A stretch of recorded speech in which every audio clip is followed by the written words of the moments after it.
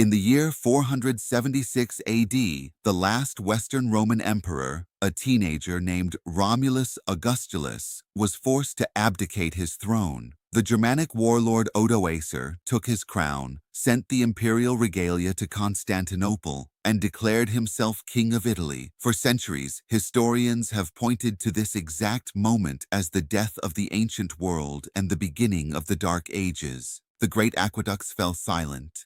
The roads crumbled, the light of classical knowledge flickered and nearly died. But history is not a straight line. It is a fragile thread, easily snapped by a single decision. What if the Western Roman Empire never fell? What if the twilight of antiquity was merely a passing storm, followed by a dawn that would have changed the trajectory of human civilization forever? To find the point where Rome could have been saved, we must look back 15 years before the fall, to the year 461 AD, and to a man named Julius Valerius Majorian. In our timeline, Majorian was the last truly competent Western Roman emperor. He was a brilliant general who recognized that the empire was bleeding to death. He enacted sweeping tax reforms to relieve the crushing burden on the middle class. He passed laws to protect ancient monuments from being quarried for scrap. Most importantly, he rebuilt the Roman army, not with unreliable mercenaries, but with a unified force of Romans and integrated Germanic tribes. By 461 AD, Majorian had successfully reclaimed Gaul and Hispania and was preparing a massive armada to invade North Africa and destroy the Vandals, who were starving Rome by cutting off its grain supply. But in our timeline, Majorian's own general, a barbarian warlord named Ricimer, grew jealous of the emperor's success. When Majorian returned to Italy, Ricimer had him arrested, tortured, and beheaded. With Majorian dead, the Western Empire collapsed into a puppet state, dying a slow, pathetic death over the next 15 years. But let us change one detail. Let us imagine that Majorian's intelligence network uncovers Ricimer's plot. Before Ricimer can strike, Majorian has him executed for treason. With Ricimer gone, Majorian's path is clear. He launches his invasion of North Africa. The Vandal fleet is destroyed in a surprise attack at Cartagena. Carthage is retaken, and the vital grain shipments to Rome resume. The Roman populace, starving and riotous, is pacified. Majorian returns to Rome not just as an emperor, but as a living god, the restorer of the world. Majorian lives to rule for another 20 years. He fundamentally restructures the Western Empire. Recognizing that the old system is broken, he formally integrates the Germanic tribes, Goths, Franks, and Burgundians into the Roman state. They are granted citizenship and land in exchange for military service and absolute loyalty to the throne. The concept of Roman ceases to be an ethnic identity and becomes a purely civic one. When Majorian dies peacefully in his bed in 480 AD, he leaves behind a stabilized, militarized, and economically viable Western Empire. His successors, trained in his pragmatic style of governance, maintain a permanent, unbreakable alliance with the Eastern Roman Empire in Constantinople. The Mediterranean remains a Roman lake. Because the Western Empire survives, the so-called Dark Ages never happen. Without the collapse of central authority, the vast network of Roman roads, aqueducts, and ports is continuously maintained. The great libraries of Rome, Carthage, and Alexandria remain open and funded by the state. The accumulated knowledge of the Greeks, Romans, and Egyptians is not lost to time. It is continuously studied, translated, and expanded upon. By the 6th century, this unbroken continuity sparks an early scientific revolution. Roman engineers, combining their mastery of concrete and hydraulics with the mathematical theories preserved in Alexandria, begin to experiment with steam power. The Aeolipile, a steam toy invented by Hero of Alexandria centuries earlier, is scaled up. By the year 600 AD, the first primitive steam pumps are being used to drain mines in Britannia and Hispania. The Industrial Revolution begins 1,000 years ahead of schedule,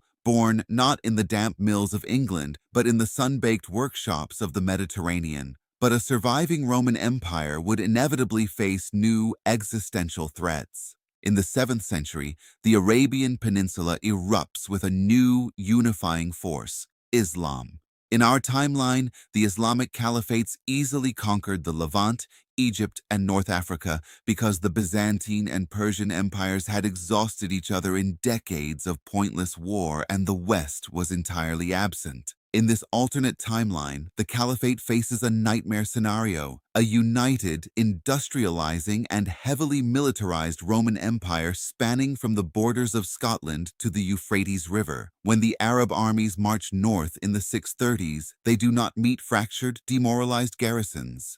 They meet the Roman legions. These are not the sword-wielding infantry of antiquity, but highly disciplined forces equipped with early gunpowder weapons, steel-forged artillery, and supported by a massive state-funded navy. The clash between the Roman Empire and the Rashidun Caliphate becomes the defining conflict of the Middle Ages. The Levant becomes a heavily fortified border zone, a scar of perpetual warfare stretching from the Sinai Desert to the mountains of Armenia. Ultimately, a stalemate is reached. The Caliphate secures Persia and the deep Middle East, but Egypt, North Africa, and the Mediterranean remain firmly in Roman hands. This centuries-long Cold War between Rome and the Islamic world profoundly shapes global culture. To outproduce their rivals, the Roman state pours vast resources into education, engineering, and logistics. The city of Alexandria becomes the intellectual capital of the world, a sprawling metropolis of marble and early industry, where Christian theologians, pagan philosophers, and secular scientists debate in the shadow of massive steam-powered factories. Because the Mediterranean never falls to competing powers, the Roman economy becomes a global juggernaut.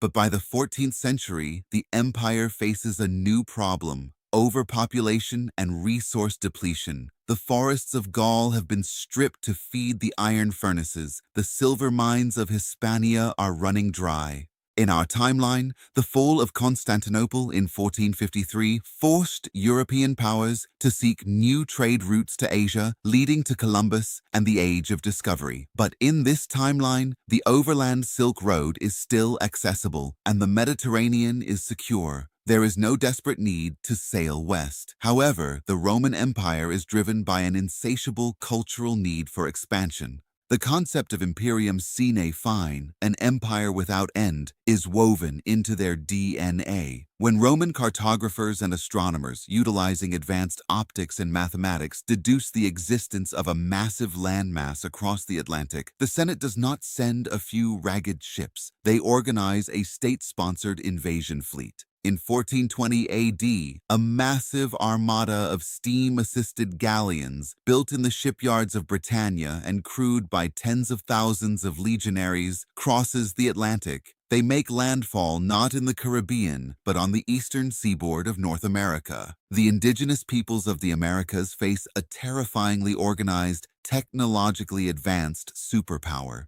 The Romans do not just establish small trading posts, they annex territory, build paved roads, and construct aqueducts. They name the new province Nova Hesperia. The conquest is brutal. Roman diseases still decimate the native populations, but the Roman state, highly bureaucratic and pragmatic, quickly incorporates the surviving indigenous elites into their system, granting them citizenship in exchange for tribute and military service.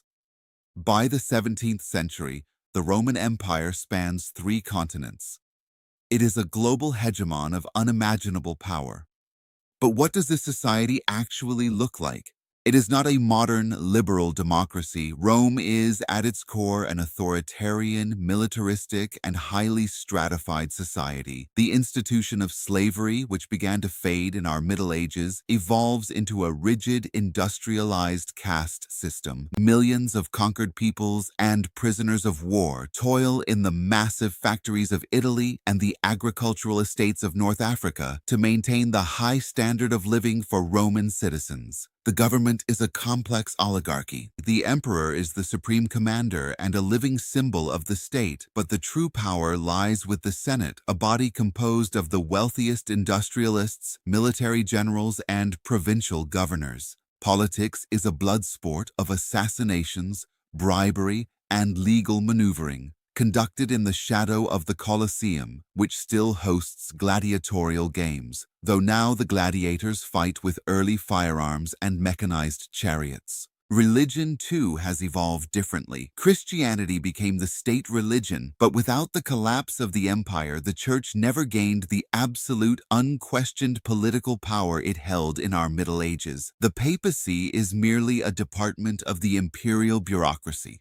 Roman Christianity is heavily syncretic, blending the teachings of Christ with the civic duty of Stoicism and the ancient traditions of the state cult. The emperor is still viewed as divinely appointed, the bridge between the heavens and the earth. As the centuries march on, the technological gap between the Roman Empire and the rest of the world becomes insurmountable. By the 19th century, while other nations are just discovering electricity, Roman engineers are building the first internal combustion engines and laying down transcontinental railway networks that connect the frozen outposts of Caledonia to the deserts of Aegyptus. Latin never dies. It evolves, of course, branching into various regional dialects, but classical Latin remains the global lingua franca of science, law, and diplomacy. The Internet, when it is eventually invented in the late 19th century by scholars at the University of Athens, is coded entirely in Latin. By the 21st century, the world is unrecognizable. There are no nation-states as we know them. There is only the Roman Empire and the few heavily contained tributary states on its periphery. The Pax Romana, the Roman peace, encompasses the globe. It is a peace enforced by orbital satellites, nuclear-powered aircraft carriers bearing the Golden Eagle, and legions of mechanized infantry. There are no world wars because there is no one left to fight. The empire has monopolized violence. For a Roman citizen, this world is a utopia. They enjoy universal health care, advanced education, a lifespan of over 100 years, and the boundless wealth of a planet united under one law. They travel on high-speed magnetic trains from Londinium to Carthage in a matter of hours. They vacation on terraformed resorts on the moon, which the Senate officially annexed in the year 2050 AD. But for those outside the citizen class, or in the subjugated provinces, it is a dystopia of absolute control. Dissent is crushed with terrifying efficiency by the Praetorian Guard, now a global surveillance network that monitors the digital footprint of every human being on Earth. The culture is stagnant, obsessed with tradition, hierarchy, and the eternal glory of the state. Innovation only happens when it serves the military or the economy. Art and philosophy are heavily censored, required to promote the virtues of duty, sacrifice, and obedience. If the Roman Empire had never fallen, human history would have been accelerated by a millennium. We would have reached the stars centuries ago. We would have cured diseases that plagued our ancestors. We would have bypassed the religious wars, the feudal dark ages, and the chaotic fragmentation of the modern nation-state. But we would have traded our chaotic, beautiful freedom for the cold, eternal order of the eagle. We would be citizens of a world where the republic died, but the empire lived forever. History is a tapestry woven from the threads of chance. A single assassination in 461 AD dictated the next 2,000 years of human existence. It reminds us that our current world, our borders, our languages, our very way of thinking is not inevitable. It is merely the result of the timeline that happened to survive. Thank you for Explore.